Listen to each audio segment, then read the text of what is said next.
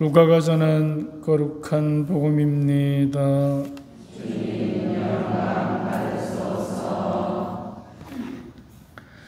그 무렵 마리아는 길을 떠나 서둘러 유다 산악 지방에 있는 한 고을로 갔다. 그리고 저카랴의 집에 들어가 엘리사벳에게 인사하였다. 엘리사벳이 마리아의 인사말을 들을 때 그의 태 안에서 아기가 뛰놀았다. 엘리사벳은 성령으로 가득 차 큰 소리로 외쳤다. 당신은 여인들 가운데서 가장 복되시며 당신 태중의 아기도 복되십니다. 내 주님의 어머니께서 저에게 오시다니 어찌 된 일입니까? 보십시오. 당신의 인사말 소리가 제 귀에 들리자 제 태 안에서 아기가 즐거워 뛰놀았습니다. 행복하십니다. 주님께서 하신 말씀이 이루어지리라고 믿으신 분. 그러자 마리아가 말하였다. 내 영혼이 주님을 찬송하고 내 마음이 나의 구원자 하느님 안에서 기뻐 뜁니다. 그분께서 당신 종의 비천함을 굽어보셨기 때문입니다. 이제부터 과연 모든 세대가 나를 행복하다 하리니 전능하신 분께서 나에게 큰 일을 하셨기 때문입니다. 그분의 이름은 거룩하고 그분의 자비는 대대로 당신을 경외하는 이들에게 미칩니다.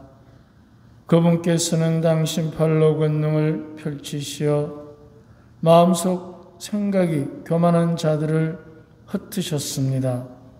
통치자들을 왕좌에서 끌어내리시고 비천한 이들을 들어높이셨으며 굶주린 이들을 좋은 곳으로 배불리시고 부유한 자들을 빈손으로 내치셨습니다.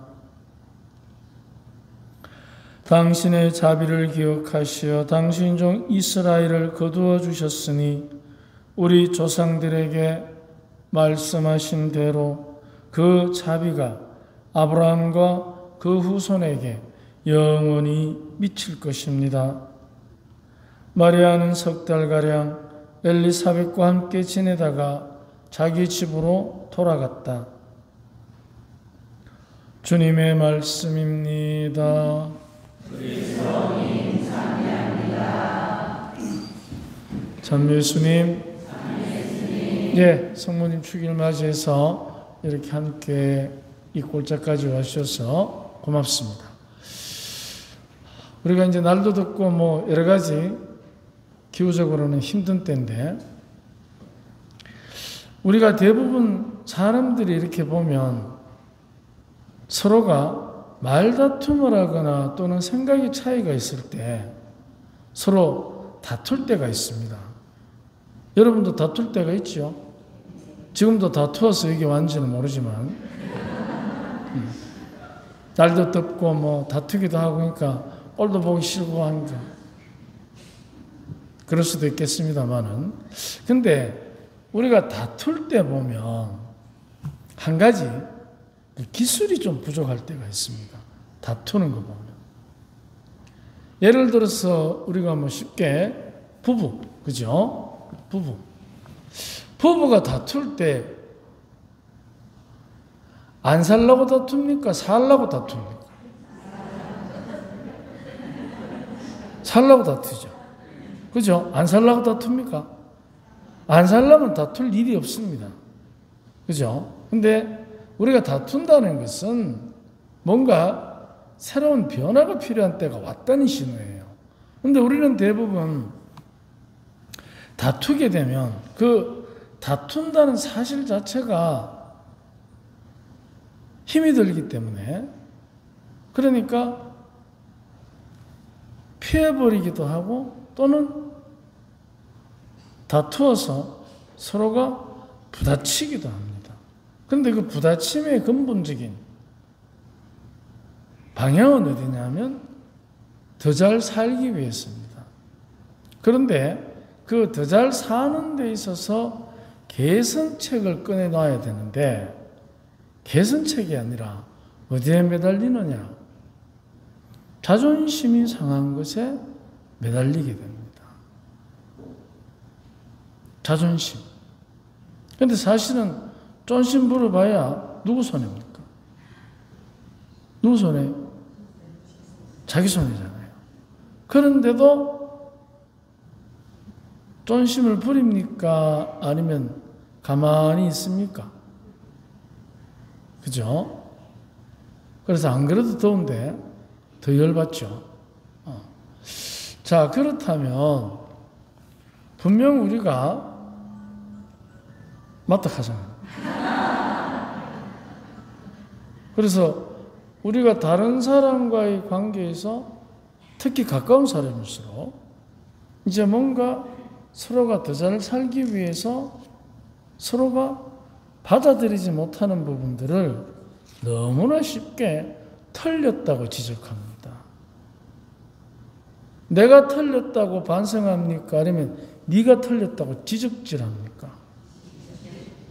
그죠? 질을 하죠. 바로 우리가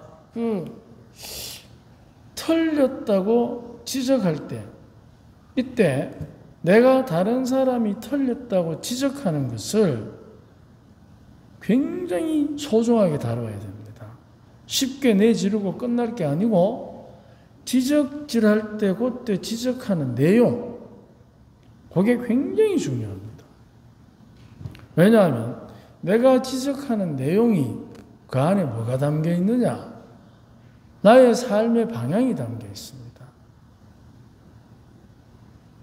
그리고 다른 사람이 틀린 게 아니고 내가 이해를 못할 수도 있습니다. 우리는 대부분 남이 틀린 것으로 어떻게 됩니까? 그냥 묻어버리는 거예요. 뭉갠다고 그래요. 그러니까 어떻게 됩니까? 틀린 사람을, 잘못하는 사람을 내가 잘못했다는 그 사실을 받아들이기가 굉장히 어려운 것입니다. 그런데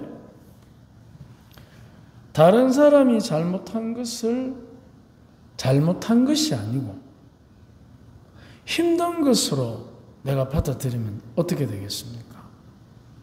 그 사람이 힘든 것으로. 나하고 안 맞아서 내가 힘든 게 아니고 힘들어요. 힘은 드는데 힘든 것을 풀어내는 것은 힘든 상태로 안 보고 내 혼자 끌어안는다고 해서 힘든 게 해결됩니까? 더 힘듭니다. 왜? 자꾸 그렇게 하면 옆에 다른 사람들이 붙어 있겠습니까? 없겠습니까? 자기만 외로워집니다. 고립된다는 말이 그런 뜻입니다. 근데 내가 다른 사람이 틀리고 잘못한다고 판단해서 힘든 부분을 해결하기 위해서 그 사람을 회피하는가 하고 지적질하는가 하고 반대로 내가 이래 힘들면 저 사람은 얼마나 힘들까? 누구 때문에? 자기 자신 때문에. 그럼 그 사람이 자기 자신 때문에 힘든 사람은 안 됐습니까? 아니면 꼬방십니까? 어때? 그렇죠. 그게 처근지심이에요. 그게 처근지심이에요. 잘 됐다. 까불 때 알아봤어요. 그래서 우리는 상대가 틀렸을 때 자기가 그 틀렸다는 사실 때문에 힘들겠습니까? 행복하겠습니까? 힘듭니다. 왜냐하면 그를 바라보는 함께 있는 내가 힘든데 진들은 안 힘들겠어요? 그런데 그걸 대놓고 어떻게? 지적질을 하면 힘든 게 줄어들겠습니까? 배가 되겠습니까? 배가 되지요. 그래 놓고 나는 뭐 당당한 거지. 할 바를 다 했다 이거지. 왜? 네가 틀렸으니까.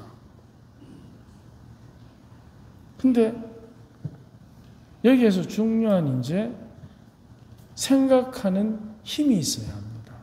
그걸 우리는 오늘 성모님께서 엘리사벳을 찾아갔을 때 불렀던 노래, 엘리사벳이 마리아를 맞이했을 때 찬양을 그분께 존경과 찬양을 드렸던, 존경은 성모님께, 찬양은 누구에게? 태에 계시는 예수님께. 그러니까 그렇게 하는 삶의 태도, 그건 뭐냐? 내 생각만 하는 게 아니고 무슨 생각을 합니까? 우리의 생각을 하는 거예요. 근데 우리는 대부분 많은 경우에 내 생각을 참 많이 합니다. 근데 생각하는 버릇, 생각하는 습관 중에 이제 우리가 다시 한번 심도 있게 생각해 봐야 되는 것 중에 하나가 내 생각이 아니라 우리의 생각. 항상. 왜냐? 나라는 사람은 혼자 있을 때 가치롭습니까? 아니면 같이 있을 때 가치롭습니까? 같이 있을 때 아닙니까? 그러면 같이 있으려면, 같이 있을 때 가치가 있으려면은 우리의 생각을 해야 합니다. 우리 생각. 우리는 쉽게 말합니다. 특히 우리 요즘 이 스마트폰 덕분에 일십 하는 사람 있죠? 그런 사람 보고 여러분 뭐라 합니까? 일십은 결국 나를 뭐 취급한다? 그렇죠. 씹는다는 뜻이거든요. 그걸 우리는 그렇게 받아들입니다. 아주 쉽게 생활 중에. 그런데 저도 누구한테 보냈는데 안 오면 이것 보라요. 감히 문신부를 이렇게 생각할 때가 있습니다. 근데 알고 보면 내가 부담스러울 때가 있는 거예요. 솔수배 문신부가 또 뭘 시키려고 나를, 그렇죠. 부담될 때가 있죠. 그래서 우리는 우리의 생각을 해야 됩니다. 나만의 생각이 아니고. 그러면 우리의 생각을 하려면 우리의 시각이, 초점이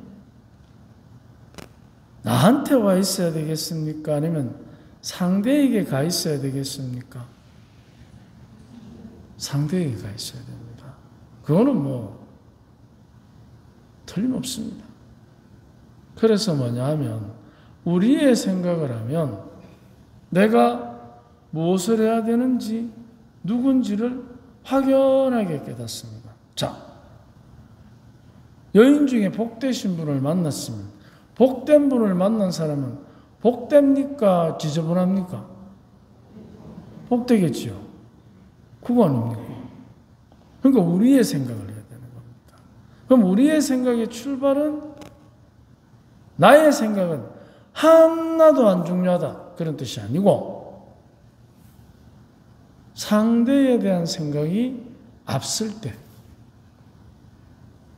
내 생각보다 상대에 대한 생각이 말도 말고 0.5보만 앞설 때, 반발만 앞설 때, 그러면 그게 계속해서 우리의 생각으로 점점 더 자라게 됩니다.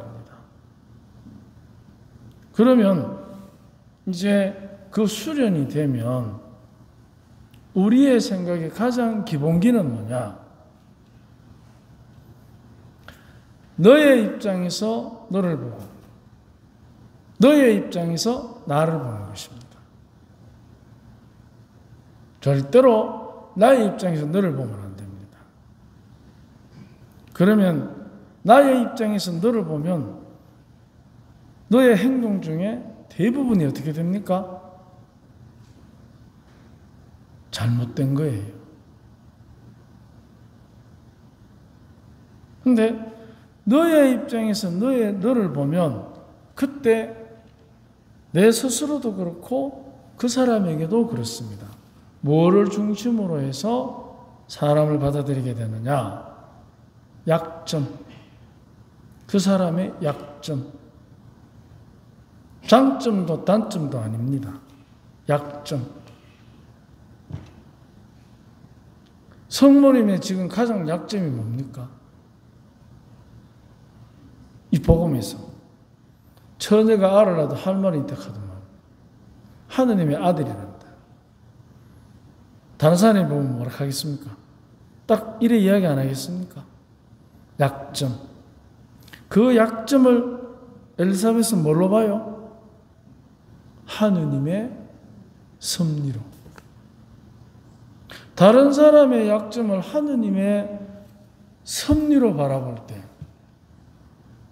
그게 약점이 되겠습니까? 아니면 둘 다 그야말로 약을 먹는, 성장의 약을 먹는 명약이 되겠습니까? 답은 나와 있습니다. 상대의 약점을 털렸다고 보면 나도 털린 사람입니다. 하지만 단점, 장점 그래 얘기하면 벌써 이건 잘하고 저건 못하고 비교하는 것밖에 안 됩니다. 그것도 아니에요. 우리의 생각을 하는 그 핵심에 들어있는 관점은 상대의 약점을 하느님의 섭리로 보는 것입니다. 처녀가 알을 낳아도 할 말은 있다 카디. 저거 둘이 봐라 만나가 복대신이여 개사고 저거 돌아온 것들 아이가. 저끼리 다 나이 들어가지고 고목나무에 꽃피는 거 봤나? 저 봐라. 저 둘 다 돌아온 거 아이가. 저끼리 하나는 복대신이여 하고 내 안에 아기가 뛰놀았다 하고 저기 지정신이가 저거든. 그럴 수 있습니다. 그런데 두 분 다가 그 하나님의 섭리 안에서 서로가 서로를 약점이 될 수 있는 것을 하느님의 뜻으로 받아들이니까 그때 어떻게 됩니까? 두 분 다가 승리합니다. 약점을 통해서 다른 사람을 이용하고 약점을 통해서 비교하고 약점을 통해서 비난하는 그 악마의 유혹에서 승리하는 것입니다. 그래서 약점은 결코 비교와 비난의 대상이 아니라 뜯어 고쳐야 되는 어리석은 점이 아니라 하느님의 영광을 드러내는 점입니다. 약점. 과연 우리는 나의 약점을 다른 사람이 그러면 비교하고 비난하고 비판하면 좋겠습니까? 그래서 약점을 왜 합니까? 대낮에 길거리에 드러내고 돌아다닙니까? 아니면 감춥니까? 감추잖아요. 그러니까 어떻게 됩니까? 발전이 없어. 늘 감추고 살아요. 그렇다고 MBC 방송국이 자랑하라는 건 아니지만 바로 하나님께서 우리에게 주신 마리아와 엘리사벳 자매가 만나는 두 성인이 만나는 이 엄청난 일을 복음을 통해서 우리가 들을 때 우리가 오늘 우리가 살아가는 현실에서 배워야 될 가장 중요한 삶의 태도, 약점은 하느님의 점이다. 덮어두고 감춰야 될 게 아니고 그래서 우리의 생각, 나의 생각이 아니고 그래야 이 생각의 폭이 넓어지고 깊어집니다. 그러면 내 안에서부터 비난과 원망이 없어집니다.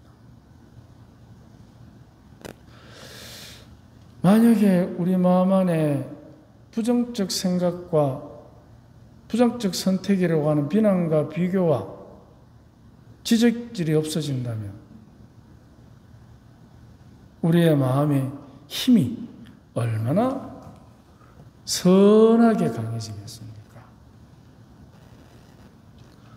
그래서 우리가 주님 안에서 오늘 성모님 품에서 성모 성춘 전야미사를 봉헌하면서 다시 한번 우리 모두가 하느님의 섭리로 더 성장하는 우리가 되도록 성모님의 특별한 성춘의 은혜의 정구로 우리를 위해서 함께 기도하며 청원합시다. 아멘.